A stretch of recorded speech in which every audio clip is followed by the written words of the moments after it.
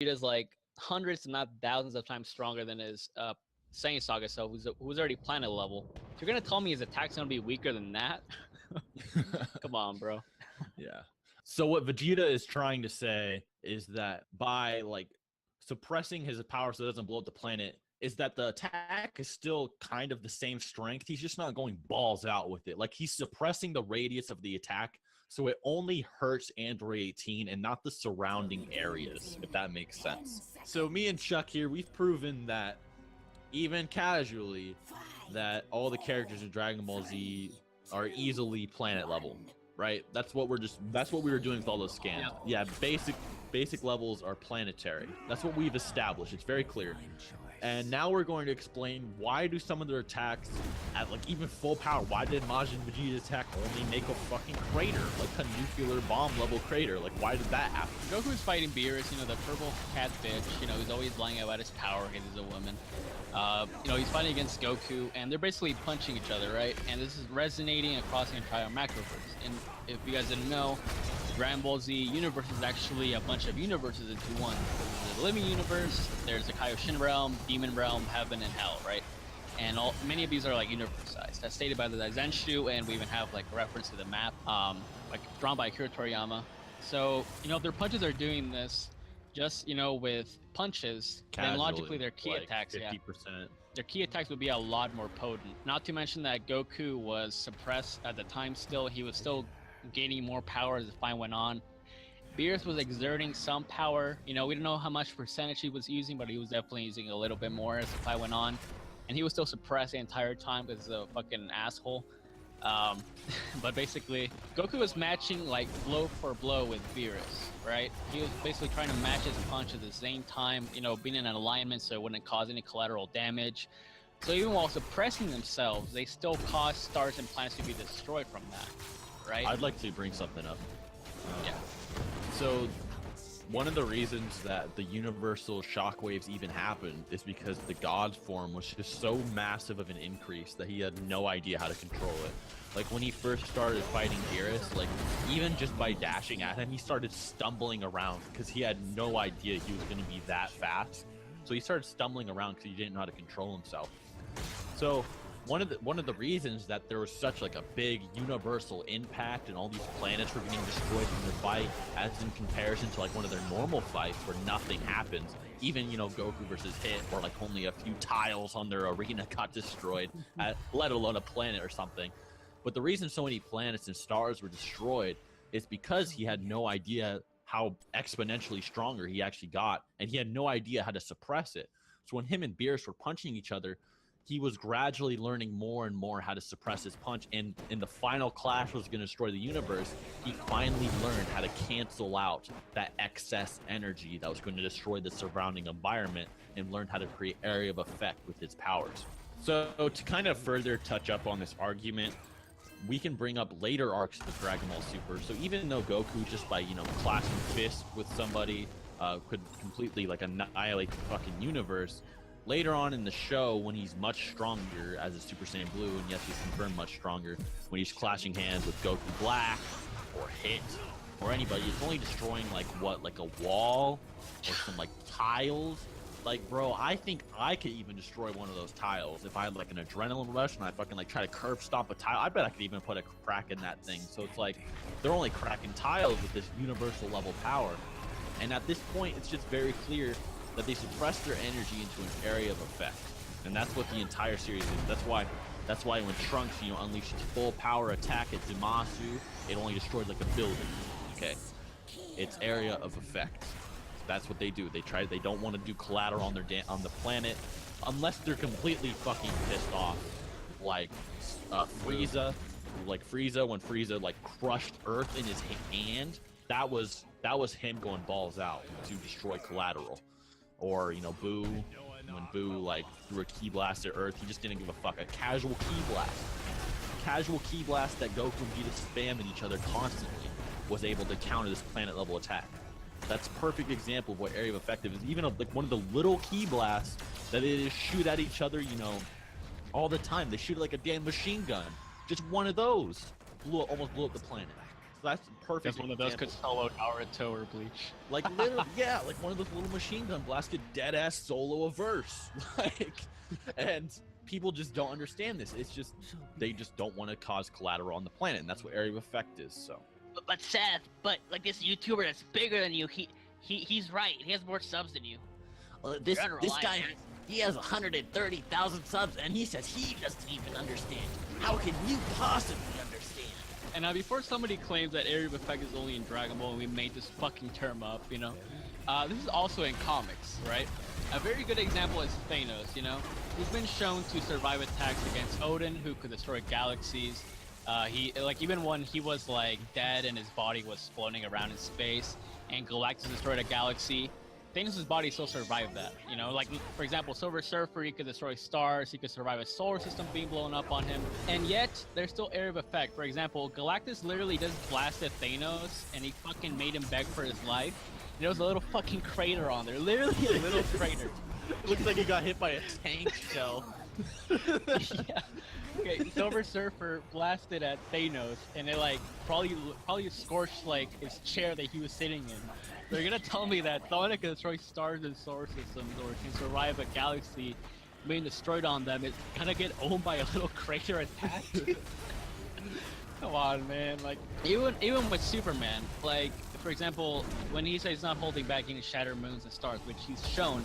But when he's fighting, like, let's say somebody else, and he's not trying to destroy the planet because he's trying to protect it, he's not destroying the fucking planet. He doesn't want to do that. He wants to save the citizens and whatnot. He's gonna hold back on his collateral damage, effect on with his attacks, right? But on the actual people he's fighting against, he's gonna exert that power on them, not on the surrounding like objects or people, right? If that makes any sense. Unless you think that Thanos is fucking crater level, which you gotta chill out, man.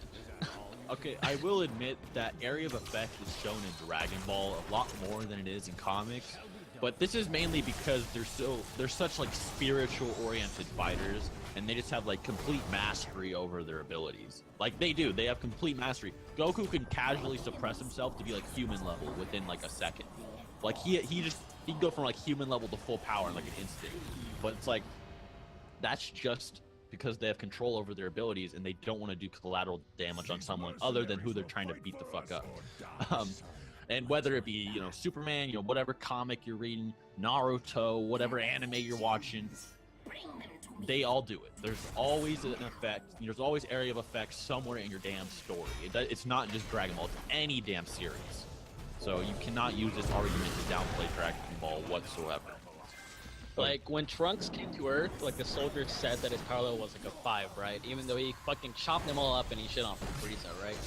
Yeah. When Goku first met up Tarbell was like, holy shit, you're, like, really weak, right? And then Goku suddenly raises his power up to, what his power actually is, instead of suppressing himself.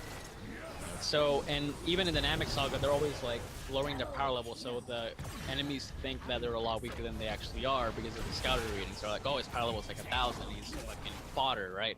But, they suddenly shit on them because they can raise their power up. So it's just masterful ki control. They just know how to condense their powers within a set radius. If you wanted an example of what it's like for when a Dragon Ball character just goes balls out and just doesn't give a fuck, look at Beerus versus Champa. That is two people going balls out and not giving a fuck, right? Even when he fought Goku, he almost obliterated the universe, right? Casually. But when he fought Champa, he was destroying planets just by casually punching them. The same punches that Goku was taking in their fights all the time, right? Although I'm sure he used a lot more versus Champa, but still. He was casually just obliterating planets, and actually they were just gonna destroy the universe like nothing, right? I think they both put Vados like... Yeah, they're like, they put energy balls above their head and like, okay, that's gonna destroy both our universes, you need to chill the fuck out, right? That's what it's like when a fighter doesn't use area of effect. It's Beerus when he's fucking just going balls out and having a great time. That's a perfect example. Not Goku. Goku doesn't want to do that shit. Goku doesn't want to destroy innocent lives and shit like Beerus does. Alright, so... Or Superman. Anyways, other than that, that's I hope you learned something. Goku can suppress his ki, and his area of effects. That should be common knowledge, but bigger YouTubers just won't tell you this kind of shit, I guess. Oh my fucking god, Super Saiyan 3 Trunks confirmed! That's all oh my fucking god. Final Flash is only wall level. But other than that, guys, I hope you enjoyed. I hope you learned something. If you haven't subscribed already, do that. Subscribe to my man Chuck the Cyber Cuck. And other Really than that, appreciate it. till next time. Yeah, peace out.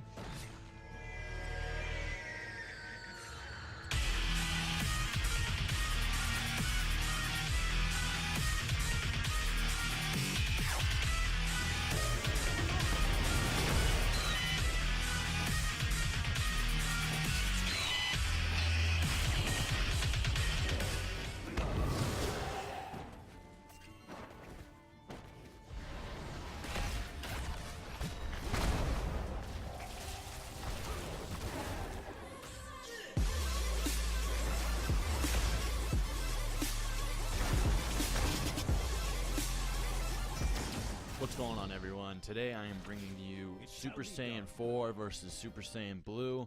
We are not talking about Dragon Ball Super versus GT. I mean, in a sense, we kind of are, but we're not talking about Dragon Ball GT Goku versus Dragon Ball Super Goku. We're just talking about the form Super Saiyan 4 versus the form Super Saiyan Blue, which would increase the user's power more. And other than that, I hope you enjoyed the video. So analyzing Super Saiyan 4, the minimum multiplier for Super Saiyan 4 is times 10 that of Super Saiyan 3. Now this is actually fan-in only. There's no official confirmation that Super Saiyan 4 is only 10 times stronger than Super Saiyan 3. And honestly, it doesn't even fit with the power scaling of the series, like with Grade 8 Baby. Because we know that Baby got like 10 times stronger, possibly even like 500 times stronger than Golden Grade 8. And Goku, when he went Super Saiyan 4, was able to compete with that. So if it was only a 10 times boost, then Super Saiyan 4 Goku would have gotten dominated by Baby. I like this calculation the most. It's more than likely 10 times Golden Uzaru, or times 5,000 his base form, as Baby was actually pushed back and had trouble with Golden Goku. And with his own times 10 Uzaru, they were both equal. So if Golden Goku and Baby were kind of rivals, and then Baby went his own Uzaru, which is times 10, then Goku and Baby being equals or rivals would make more sense.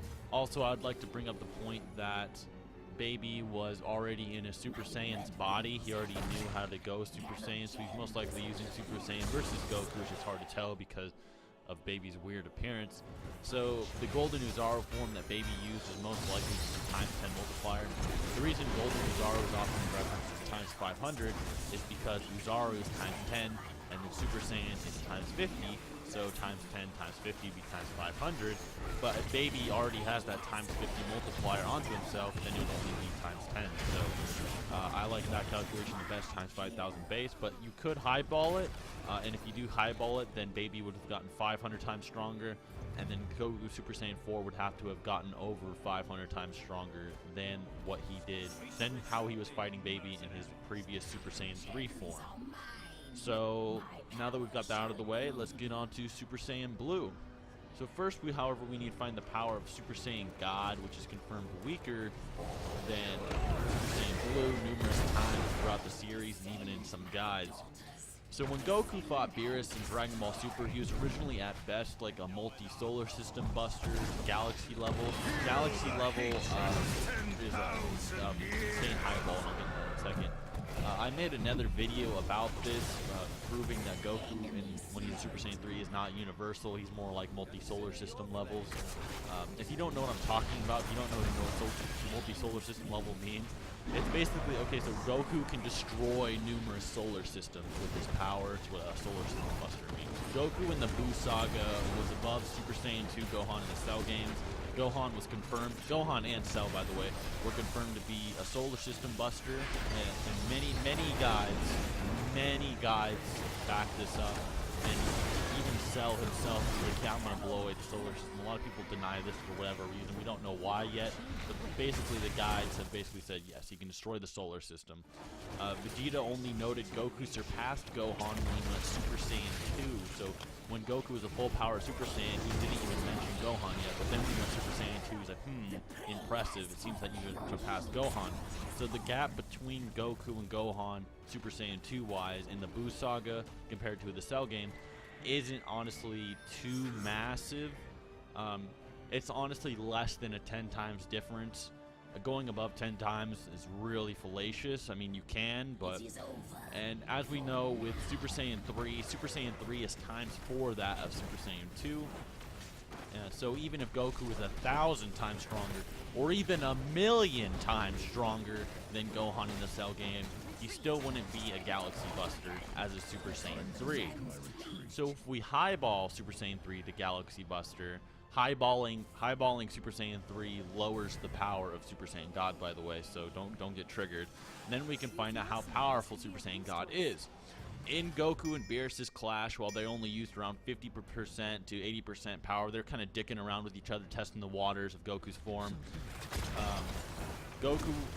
They were strong enough to send cataclysmic shockwaves throughout the Macroverse, a Macroverse that's over 3 times the size of our universe. These shockwaves were going to obliterate everything. Actually, it said they were going to annihilate everything, and annihilate means completely end and wipe out of existence, like it never existed. So they were going to annihilate the universe. So we then multiplied this by ×2 as they did this while suppressed. We're going to kind of highball it a little bit. So Goku and Beerus were using, well, Goku was using like half his power probably, and he didn't use full power until later on.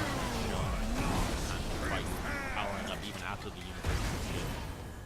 So we multiply this by ×2 to say that they were suppressed, and get 6 times universal for 3 punches. 6 universes then divided by 3 punches, because it takes 3 punches to destroy 6 universes, so we divide that by 3 is then 2, so there are 2 times universal with each punch, and then divide by 2 because there's 2 of them, for and then you would get 1 times universal for Super Saiyan God Goku. So he's at least 1 times universal at full power Super Saiyan God. And this is ignoring the fact that their full power Kamehamehas or energy waves are way, way stronger than just some casual punches that they're suppressing themselves with. And on top of this, I thought this is pretty funny, is that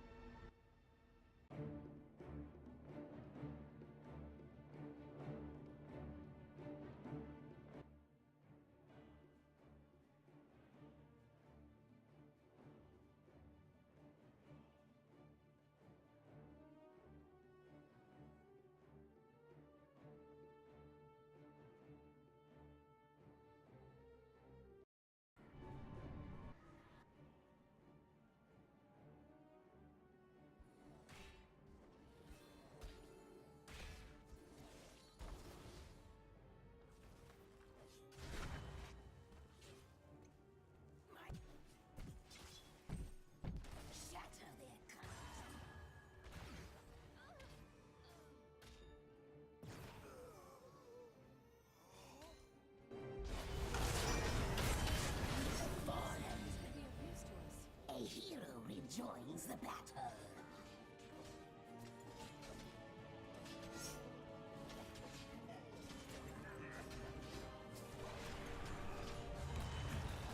I will not underestimate them again. My pleasure.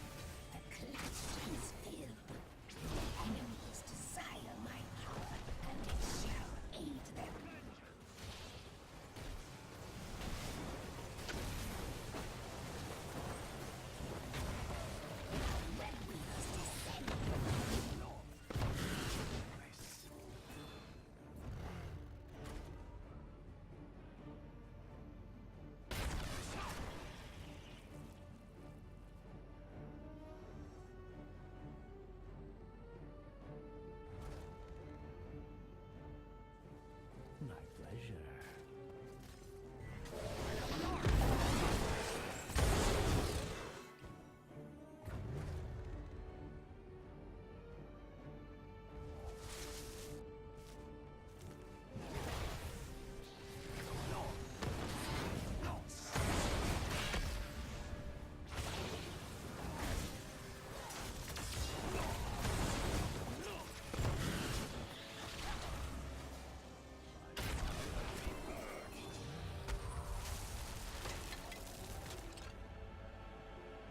Very good.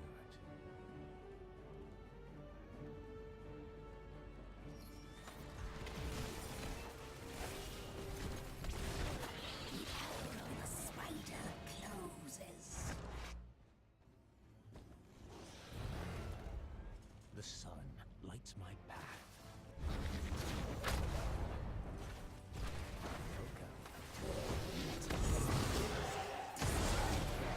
Deliver the gems of power to my altar.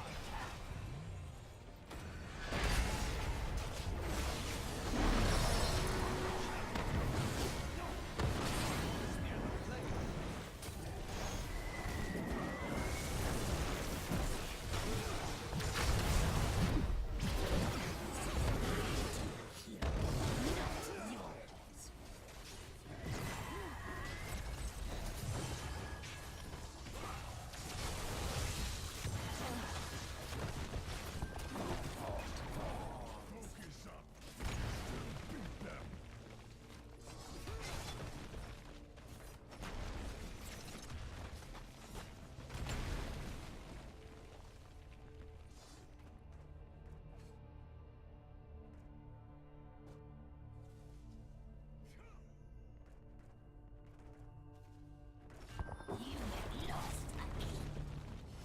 The enemy is attacking your core.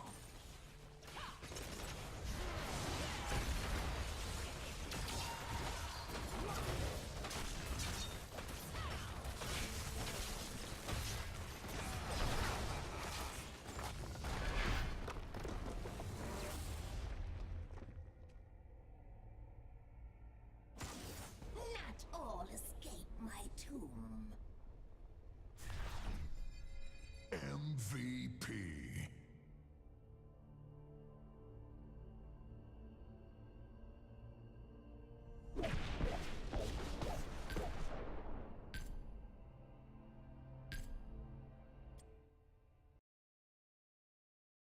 Goku, the entire time that he's punching Beerus' hand, is actually trying to suppress the shockwaves of the attack, so that makes it even more impressive.